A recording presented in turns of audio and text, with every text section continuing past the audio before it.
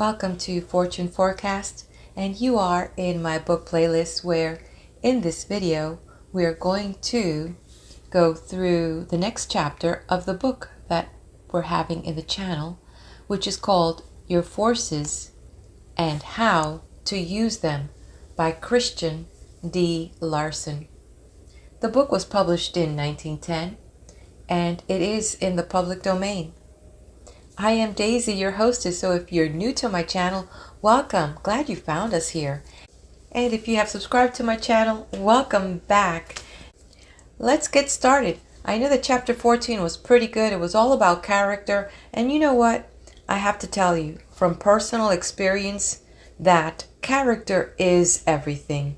Either we have a weak character or we have a strong character.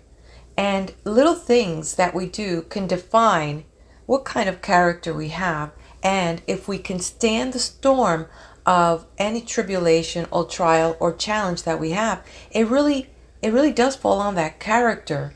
And when the author talks about developing the character, it really is sitting down and trying to mold your clay of what you want to become. And I do appreciate when Larson talks about the lofty ideals, because if we don't aim high, we may fall short of anything. So let's aim high, my friends. Let's aim high. Let's jump into the next chapter, and as in Larson style, I will go ahead and read the wisdom page that he has that precedes the chapter, and I will announce the chapter as soon as I've completed it. Be good and kind to everybody, and the world will be kind to you. There may be occasional exceptions to this rule, but when they come, pass them by and they will not come again. Ideals need the best of care. Weeds can grow without attention, but not so with the roses. Not all minds are pure that think they are. Many of them are simply dwarfed.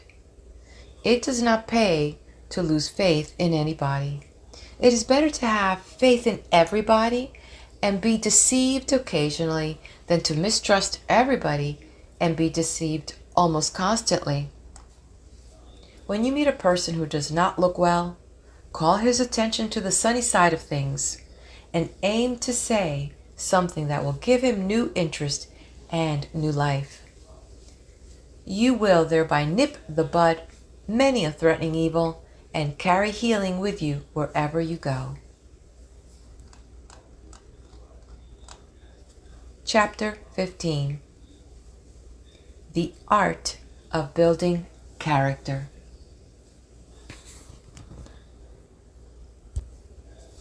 Character is developed by training all the forces and elements of life to act constructively in those spheres for which they were created, and to express themselves in those actions only that promote the original purpose of the being of man.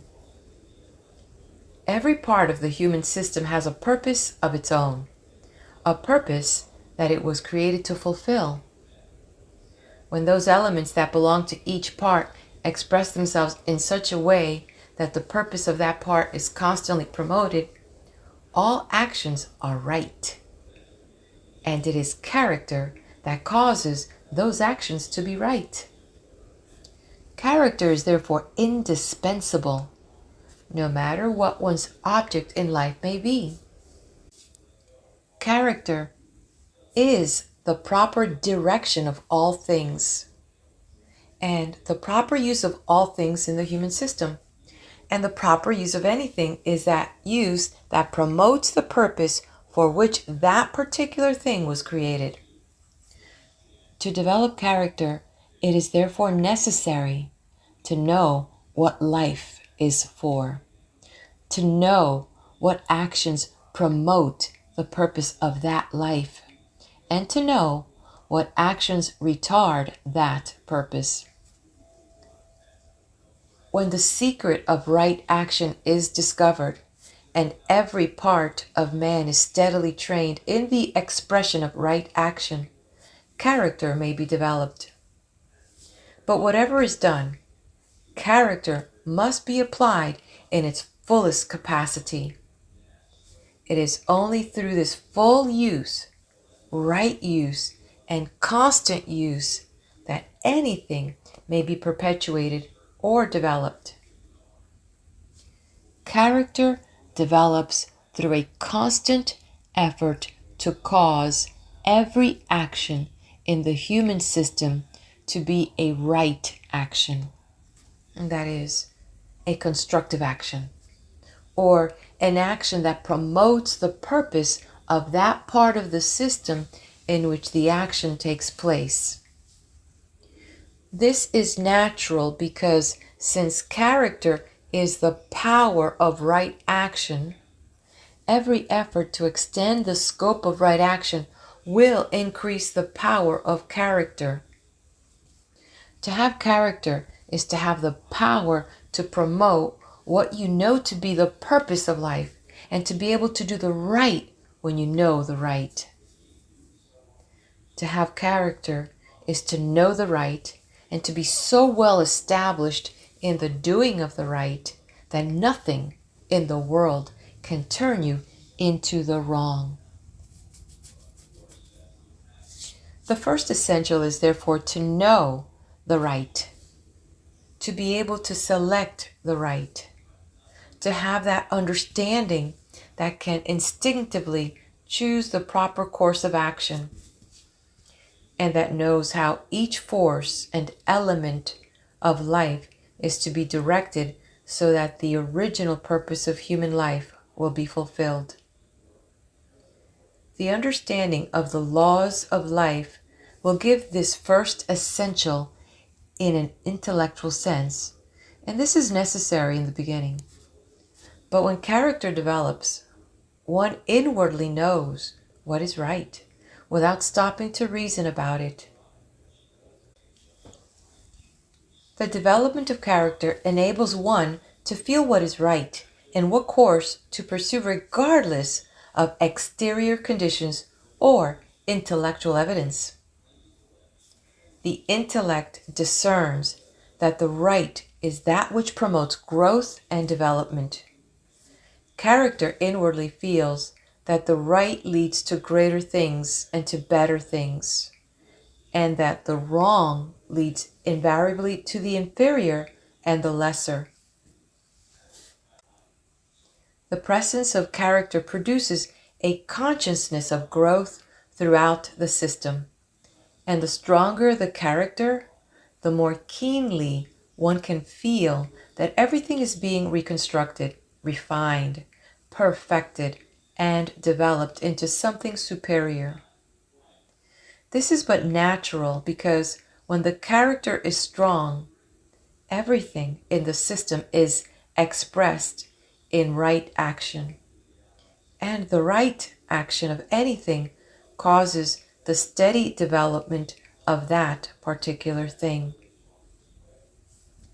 To distinguish between the right and the wrong becomes simplicity itself when one knows that the right promotes growth, while the wrong retards growth. Continuous advancement is the purpose of life. Therefore, to live the right life is to live that life that promotes progress and growth, development and advancement in everything that pertains to life. For this reason, that action that promotes growth is in harmony with life itself and must consequently be right. But that action that retards growth is at a variance with life. Therefore, it is wrong, and wrong for that reason alone. Everything that promotes human advancement is right. Everything that interferes with human advancement is wrong. Here we have the basis of a system of ethics that is thoroughly complete and so simple to live that no one need err in the least. An intellectual understanding of the laws of life will enable anyone to know what actions promotes growth and what actions retard growth.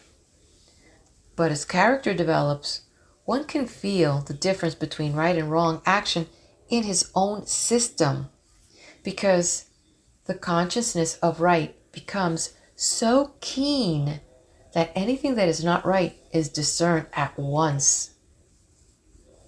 It is therefore evident that the power to distinguish the right from wrong in every instance will come only through the development of character.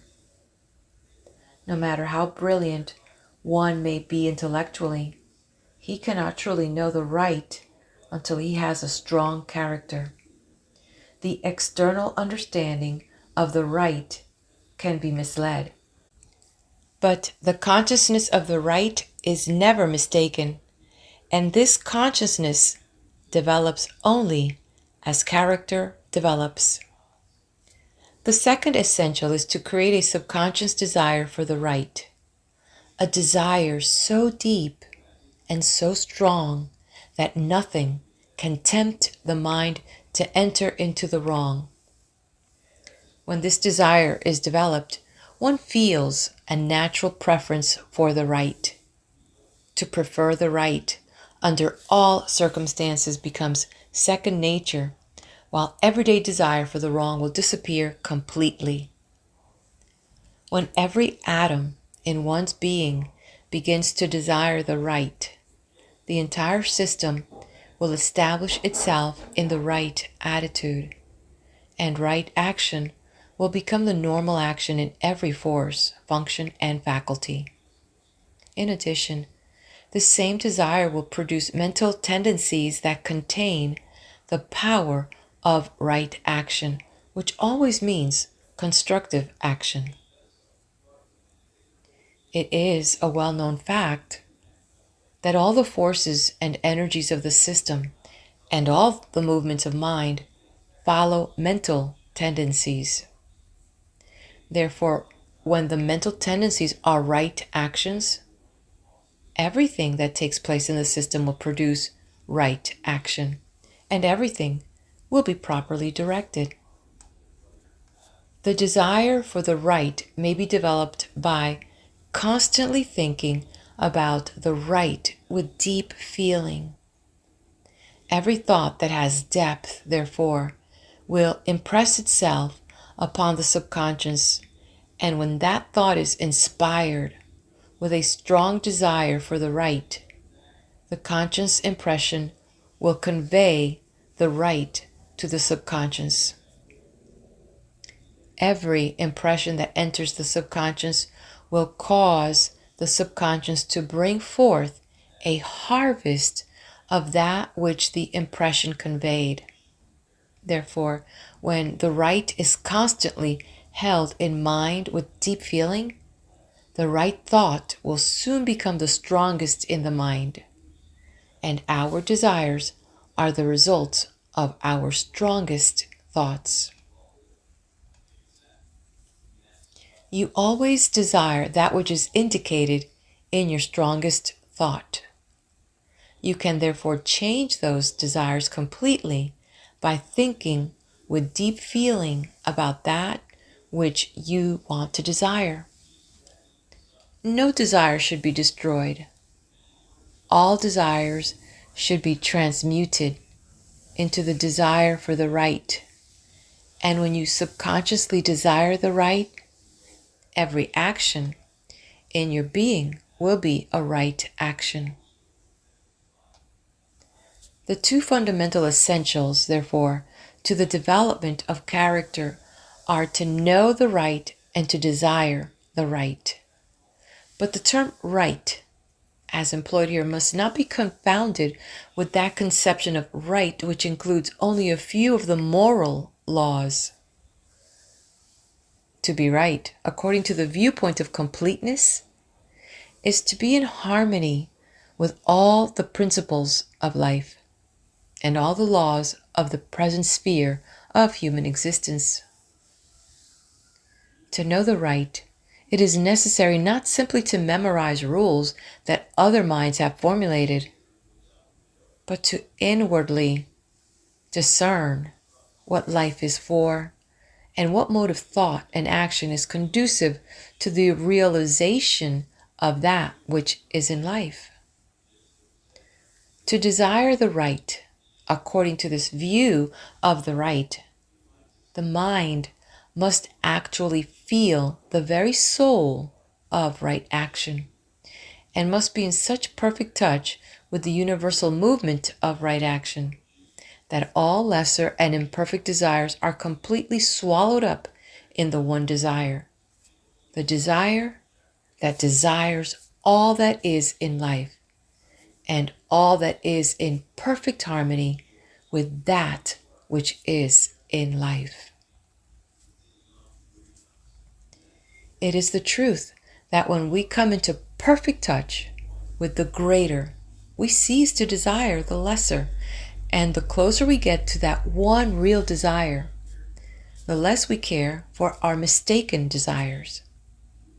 Therefore, to remove an undesirable desire, the course is not to resist that desire, but to cultivate a greater and a better desire along the same line. In this connection, we must remember that the adoption of a greater desire does not compel us to sacrifice those things that we gain from the lesser desires. He who adopts the greater loses nothing, but is on the way to the gaining of everything. To know the right and to desire the right according to the complete significance of the right, we must interiorly discern the very right itself. We cannot depend upon another's definition of the right, but must know fully the spirit of the right with our own faculties. That faculty that knows and feels the right, and that naturally knows and desires the right, is character. Therefore, it is through the development of character that each individual will know for himself how to live, think, and act in perfect harmony with the laws of life. When the consciousness of right action has been attained, a clear mental picture should be deeply impressed upon mind, and every desire should be focused upon that picture. This concentration should be made as strong as possible so that all the energies of the system are not only aroused, but caused to move towards the ideal of right action. And by right action, we mean that action that is thoroughly constructive, that builds for greater things and greater things only. Everything is right that builds for greater things. If it were not right, it could not produce the greater. To clearly picture upon the mind the image of right action, and to concentrate with strong desire the whole attention upon that mental image, will cause all the tendencies of mind to move in the same direction. There will therefore be perfect harmony of mental action, and that action will be right action, because everything that moves towards the right must be right. This mental picture of right action should always be complete. That is, one's mental conception of the right should not be confined to certain parts of the system only, but should include every action conceivable in the being of man. That person who pictures himself as virtuous but forgets to picture himself above anger, fear, and worry is not forming a complete picture or ideal of the right. He is not giving the creative energies of the system a perfect pattern.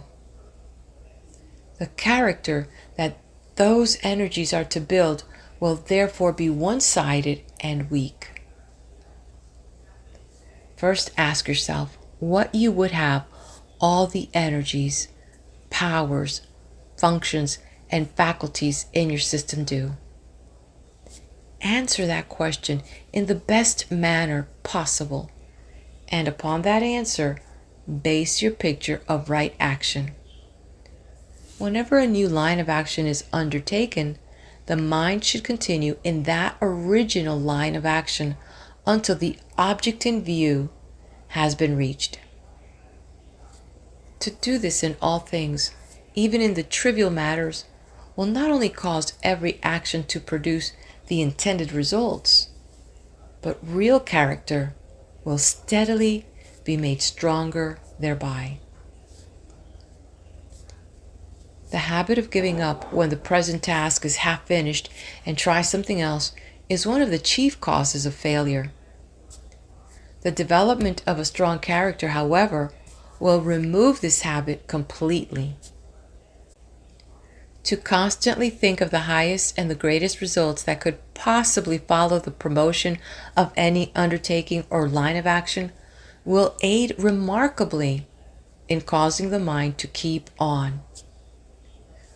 To expect much from what we are doing now is to create a strong desire to press on towards the goal in view. To press on towards the goal in view is to reach the goal, and to reach the goal is to get what we expected. An essential of great importance in the building of character is the proper conception of the ideal. No mind can rise higher than its ideals, but every mind can realize its ideals no matter how high they may be. Our ideals, therefore, cannot be too high. The ideal should not only be a little better than the present real, but should be perfection itself. Have nothing but absolute perfection in all things as the standard and the goal, and never think of your goal as anything less. Do not simply aim to improve yourself in just one more degree. Aim to reach absolute perfection in all your attainments and all your achievements, and make that desire so strong that every atom in your being thrills with its power. To form all one's ideals in accordance with one's mental conception of absolute perfection will cause the mind to live above the world of the ordinary, and this is extremely important in the building of character. A great character cannot be developed so long as the mind continues to dwell on the ordinary, the trivial, or the superficial. Neither can true quality and true worth find expression so long as thought continues on the common plane.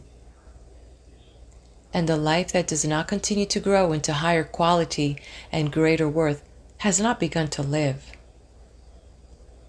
When character is highly developed, both the personality and the mentality will feel the stamp of quality and worth. High mental color will be given to every characteristic, and the nature of man will cease to be simply human. It will actually be more. In building character, special attention must be given to hereditary tendencies, or those traits of character that are born in us. But as all such traits are subconscious, they can be changed or removed by directing the subconscious to produce the opposite characteristic or tendencies. It matters not in the least what we may have inherited from our ancestors. If we want to change those things, we can do so. The subconscious will not only respond to any direction that we may make, but is fully capable of doing anything in the world of mind and character that we may desire to have done. Examine the tendencies of your mind and character and fix clearly in consciousness which ones you wish to remove and which ones you wish to retain. Those that you wish to retain should be made strong by daily directing the subconscious to give those tendencies more life, more power, and more stability. To remove those tendencies that you do not wish to retain, forget them. Do not resist them, nor try to force them out of the mind. Simply forget them and direct the subconscious to create and establish new tendencies that are directly opposite to the nature of the ones that you wish to remove. Build up those qualities that constitute real character, and every bad trait that you have inherited from your ancestors will disappear. To build up those qualities, picture in your mind the highest conception of those qualities that you can possibly form. Then, impress those conceptions and ideas upon the subconscious. Such impressions should be formed daily, and especially before going to sleep, as the building process in the subconscious is more perfect during sleep. By impressing the idea of spotless virtue upon the subconscious every day for a few months, your moral tendencies will become so strong that nothing can tempt you to do what you know to be wrong. Not that physical desire will disappear. We do not want any natural desire to disappear, but your control of those desires will be so complete that you can follow them or refuse to follow them just as you choose. And your desire to remain absolutely free from all wrong will become so strong that nothing can induce you to do what your finer nature does not wish to have done. There are millions of people who are morally weak in spite of the fact that they do not wish to be. But if these people would employ this simple method, their weakness would soon disappear, because by impressing the idea of spotless virtue upon the subconscious will produce and express in the personality the power of virtue. And if this process is continued for some time, the power of virtue in the person will become so strong that it can overcome and annihilate instantly every temptation that may appear. Impress upon the subconscious the idea of absolute justice, and your consciousness of justice will steadily develop until you can discriminate perfectly between the right and the wrong in every imaginable transaction. Whatever quality you wish to develop in your character, you can increase its worth and its power steadily by applying this subconscious law. That is, what is impressed upon the subconscious will be expressed through the personality. And since the seed can bring forth 10, 30, 60, and 100-fold, one tiny impression, therefore, may have the power to bring forth a great and powerful expression. Everything multiplies in the subconscious, whether it be good or otherwise. Therefore, by taking advantage of this law and giving to the subconscious only those ideas and desires that have quality and worth, we place ourselves in the path of perpetual increase of everything good that the heart may desire. The two predominating factors in character are justice and virtue. The former gives each element in life its proper place. The latter turns each element to proper use. The consciousness of justice is developed through the realization of the fact that nothing can use what is not its own. To try to use what is not one's own will result in misuse. When the consciousness of justice is thoroughly developed, everything in the human system will be properly placed. That very power of the mind that feels justice, the true place of things, will cause all things within man to be properly placed. And when justice rules among all things in the interior life of man, that man will naturally be just to all things in the exterior life. It is not possible for any person to deal justly with men and matters in the external world until he has attained the consciousness of justice within himself. He may think he is just, or he may try to be just, but his dealings will not be absolutely just until he can feel justice in his own life. To feel justice within oneself is to keep the entire system in a state of equilibrium. The mentality will be balanced and no force or element will be misplaced. It is therefore something for which we may work with great profit.